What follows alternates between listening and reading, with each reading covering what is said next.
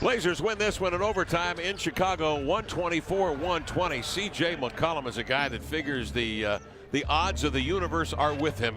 He exudes confidence. If the first shot, the 10th shot, the 20th shot doesn't go in, that next one's always going in. That was the approach that he took tonight in Chicago, Lamar, as he came up with 27 big ones in the second half.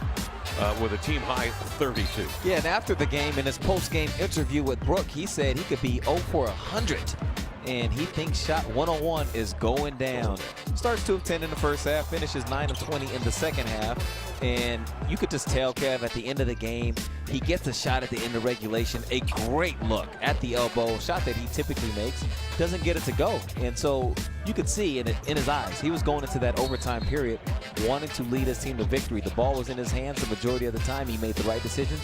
He made the right shots. But he had a lot of help along the way to get it to that point. Whether you look at Evan Turner, who started hot and finished even hotter. 22 points for him, 24 for Chief, who was amazing in the fourth quarter.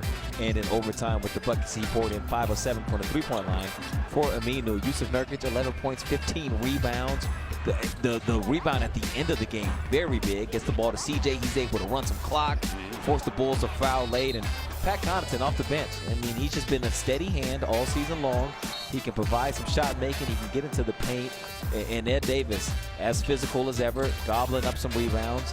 And it was just really one of those team efforts that you like to see from the Blazers, because they're a better team when everybody involves, rather than 1 or 2 guys leading them to victory. And that means the ball's moving. It didn't seem to move at Atlanta. As a result, they had just 19 assists and 20 turnovers in that game.